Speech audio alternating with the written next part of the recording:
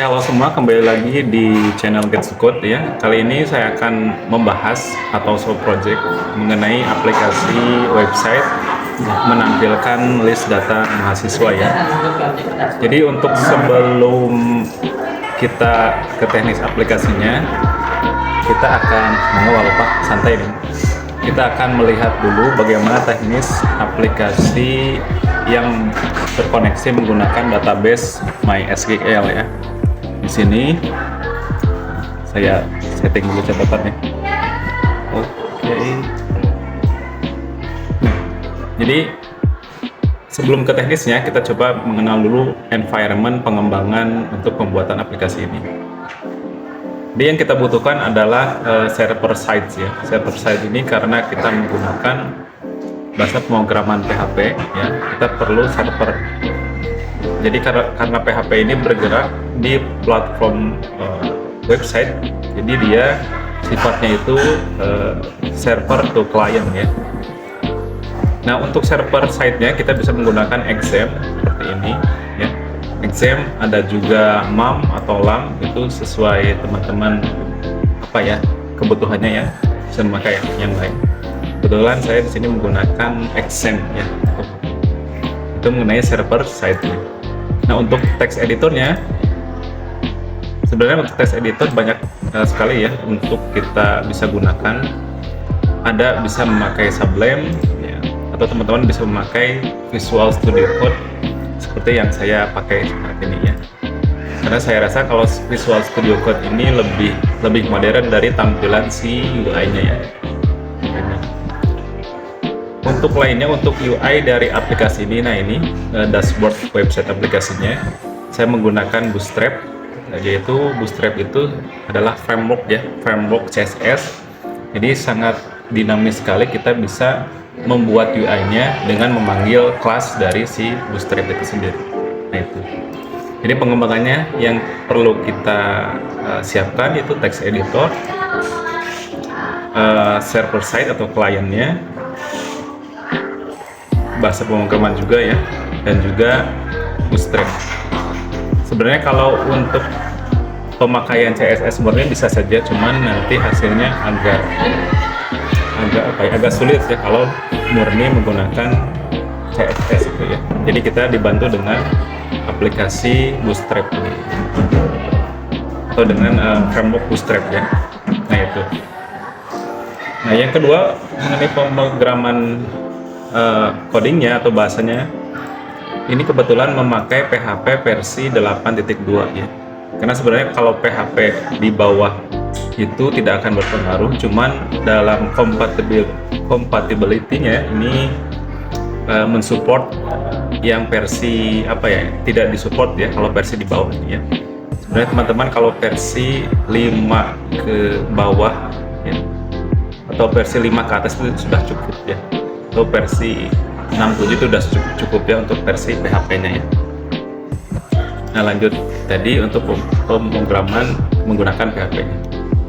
Selanjutnya coba saya akan tampilkan teknis dari aplikasi ini ya. Jadi kita demokan dulu aplikasi ini, fiturnya bisa apa saja.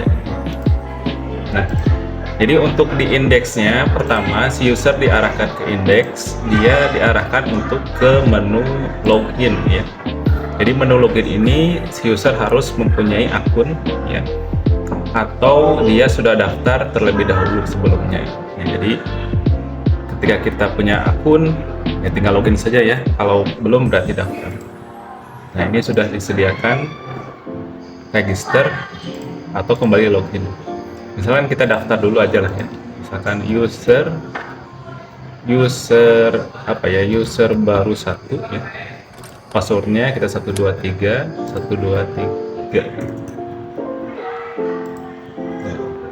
User baru berhasil ditambahkan, jadi ini muncul pop-up alert dari JavaScript-nya ya. Oke, nah ini kalau kita lihat di database-nya, dia di usernya muncul ya, muncul namanya tadi user baru 1 ini. Coba kita refresh, ini langsung masuk ke database PHP MyAdmin ya. Nah ini user baru 1. Untuk passwordnya ini terenkripsi ya, karena di scriptnya kita menggunakan algoritma hashcode ya. Jadi di PHP itu ada fitur untuk mengacak password agar ketika kita dimasukkan dia tergenerate dengan kode unik ya, kode unik seperti ini. Nah seperti ini. Bahkan kita sebagai adminnya pun tidak tahu ini passwordnya apa ya. Tadi kan passwordnya 123. Oke, kita udah punya akunnya. Nah kita coba login tadi. User baru 1, setelah itu user baru 1, kita klik remember. Nah kenapa ada checkbox remember? Ini sebagai cookies atau session ya. Jadi ketika kita mengcek, cookies ini akan berjalan di browsernya. Kalau secara singkatnya, cookies itu adalah apa ya, syarat kita untuk masuk. Jadi ketika si browser ini kita tutup, kita tidak perlu login lagi ya, karena masih aktif. Kalau kita lihat di klik kanan, inspect, ada di sini application. Nah di sini kita tekan login. Nah, oh salah username ya, atau admin aja lah, admin 1 2 3. Ini hanya demo aja ya. Nah ini masuk di key-nya 5 ya, key-nya ini ya, ID-nya 5, ini sudah masuk menjadi cookies ya. Jadi biasanya para hacker kalau untuk masuk tanpa login itu dia memanfaatkan session atau cookies-nya ya. Jadi tinggal di copy aja ini value dari cookies-nya tanpa login dan paste di inspect halamannya, ini bisa masuk ya. Nah kita sudah masuk di bagian dashboardnya. Coba kita lihat fitur dari si aplikasi ini ya. Di sini kita bisa mencari mahasiswanya, tambah mahasiswa, ataupun pagination yang ini ya, paginationnya ini. Jadi pagination ini lebih ke halaman untuk mencari si data mahasiswa. Nah kebetulan di dashboard ini, kalau kita lihat di codingannya ya, lihat codingannya, kita menampilkan dolar jumlah halaman, jumlah data per halamannya 5 ya. Jadi si query, kita mengquery ke data mahasiswanya itu menampilkan 5 data ya di sini, 5 data. Sebenarnya kita bisa mengcustom juga ya, mau berapa data yang ingin ditampilkan misalnya di dashboard. Kebetulan ini 5. Tapi kita lihat di tabel mahasiswa ya, di database-nya ini kurang lebih ada 20 ya, 20 data atau 20 data mahasiswa di sini.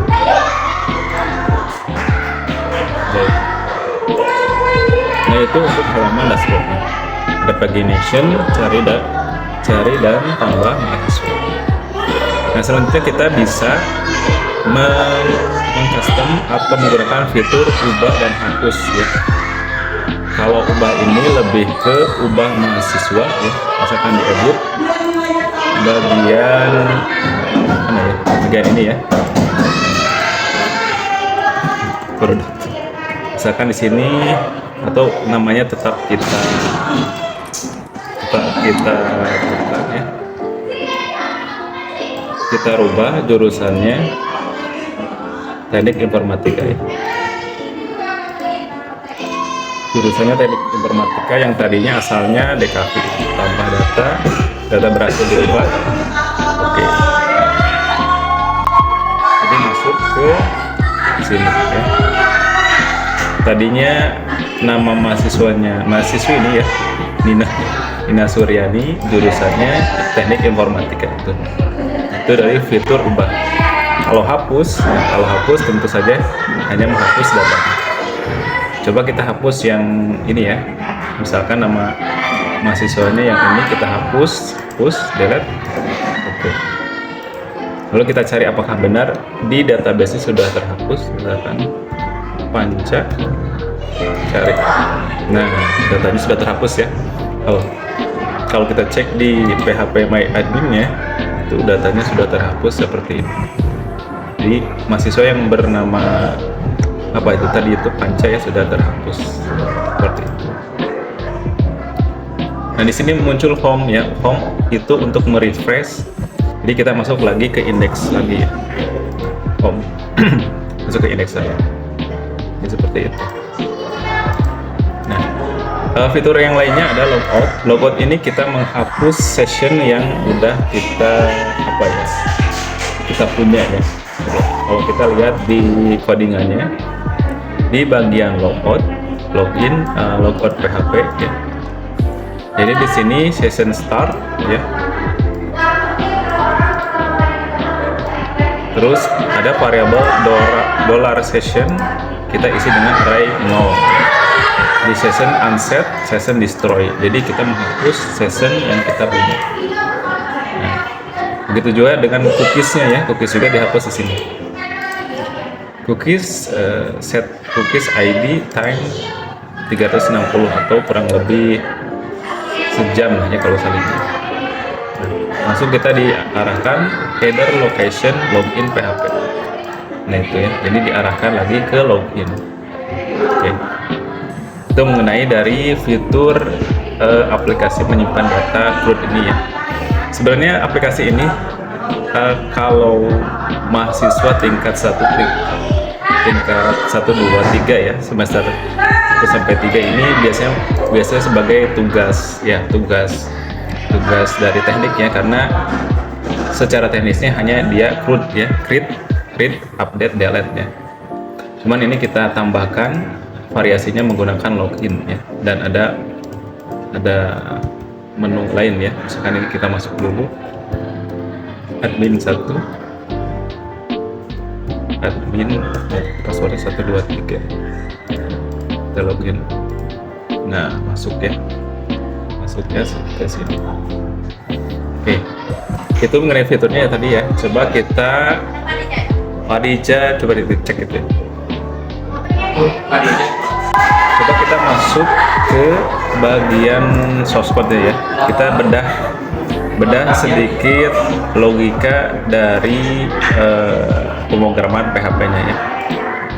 Nah, ketika kita masuk ke website aplikasi ini, kita diarahkan ke indeks ya, karena secara defaultnya kalau kita masuk ke htdocs ya, htdoc itu dari foldernya xm, htdoc ya xm. Kebetulan kita menggunakan foldernya itu aplikasi list data ini ya. Nah ini ya, kalau kita lihat alamatnya di sini, kita masuk aplikasi list data, muncul ya. Terus di sini ada folder lagi namanya list data apps, nah muncul.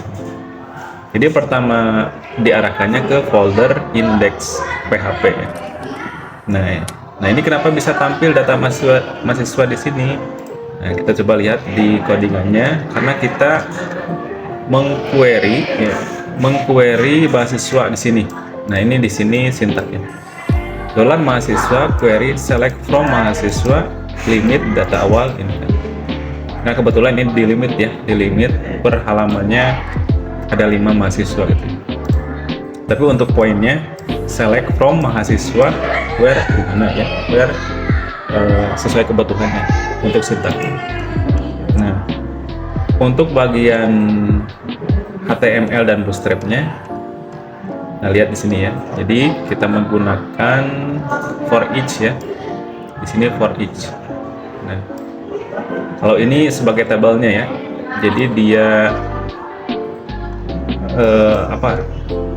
sintaknya itu inline block ya. Jadi tidak ke bawah ya, jadi ke samping untuk jajarnya gitu ya. Nah, di sini menggunakan for each mahasiswa asraw ya. Kita bedah secara intinya saja ya, karena kalau detailnya mungkin durasinya agak lama. Nah, ini for each mahasiswa asraw ya, kita menampilkan mahasiswa di sini ya dari query database di sini ya. Nah seperti ini. Itu untuk menampilkan si list mahasiswanya ya. Ada lagi misalkan kita ingin tahu bagaimana bisa menambah data mahasiswa ya. Kita lihat di file tambah ya. Di file tambah ini kita menggunakan namanya iset $post submit ya. Iset ini jadi ketika kita menekan atau si user ini sudah menekan si tombolnya udah atau belum gitu ya. Ketika menekan maka kita mengambil data, mengirimkannya ke file fungsi ya, file fungsi yang ini. Nah, file fungsi ini jadi sebenarnya kita bisa menyimpan di bagian tambah ya. Cuman kalau terlalu banyak nanti kesannya nggak rapi ya. Jadi kita satukan di satu file namanya function PHP ya di sini. Kita buat fungsi namanya tambah data. Ya. Jadi ketika kita menekan tombol submit, mengirimkan data, ditangkap oleh function tambah data. Nah, lalu kita mengambil data dari tiap elemen formnya. Nah, nama mahasiswanya siapa diambil di sini. Nama HTML special char ya. Nah, kalau HTML special char ini fungsinya agar si user ini tidak bisa menginputkan karakter aneh yang biasanya kalau hacker kan datangnya dari situ, misalkan menampilkan misalkan website Anda diretas atau di crack gitu. Ini tidak bisa. Untuk mencegah keamanannya kita menggunakan HTML special char ini ya. Nah itu sama yang lainnya, NRP dia ditangkap $data NRP dan yang lain ya. Untuk gambar di sini ya, kalau gambarnya tidak diupload, if $gambar tidak diupload itu return false gitu ya. Jadi lebih ke booleannya ya, return false. Kalau sudah maka kita masukkan ke database query insert into mahasiswa values yang mana valuesnya yang tadi nama, NRP, email, jurusan, dan itu untuk tambah data. Lalu kita konekkan dan mengquery ya. Jadi teman-teman perlu ingat ya, untuk mengquery si data mahasiswanya kita juga perlu koneksi.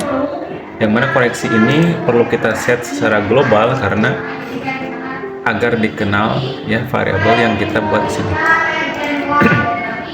Oh ya, untuk koneksi PHP-nya ini ya, ini semua settingan default ini kita lakukan seperti ini ya. Kita buat $connection sama dengan MySQL connect, alamatnya localhost, username-nya root, kalau passwordnya kita kosongkan, dan database-nya ini nama database ya, nama table database-nya PHP dasar gitu ya. Nah si variabel ini kita ambil di sini ya, tadi tambah ya, oh ya, simpan di sini. Nah setelah ditambah, dikoneksi, lalu kita return MySQL affected rows. Jadi rows itu mengambil ID ya, ID nama berbentuknya array numerik kalau nggak salah ya. Nah itu tambah data mahasiswa. Nah coba kita lihat di fitur ubah ya. Kalau ubah gimana ya? Kalau ubah dia sebenarnya logikanya tidak jauh berbeda ya. Kalau ubah kita bisa lihat di sini. Ketika kita menekan ubah, coba kita lihat di ubah titik PHP. Nah ubah berarti kita mengambil data juga ya, mengirimkan data juga, submit. Coba kita lihat di tombol ubahnya. Nah di sini ya, di bagian tambah data, submit ya. Submit, lihat kita ke ubahnya, ke function ya, ke function, lihat kita ke ubahnya.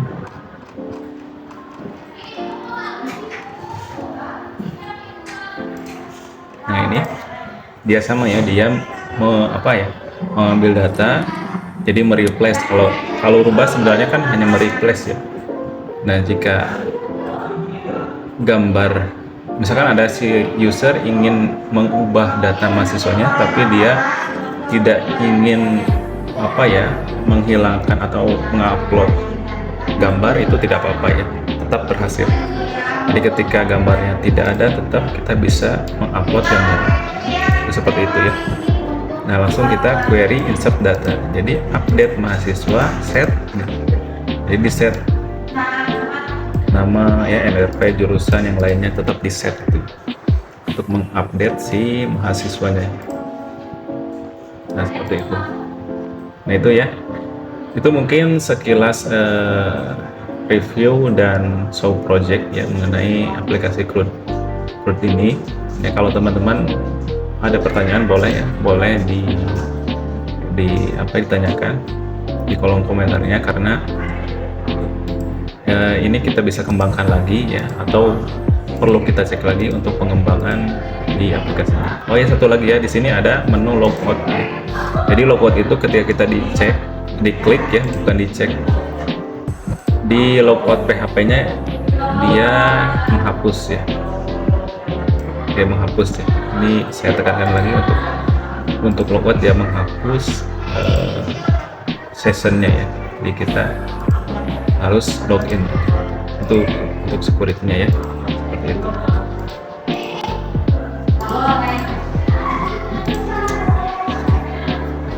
Oke, mungkin itu saja sekedar sharing project dan progress dari codingan kemarin ya. Thank you very much untuk hari ini. Bye.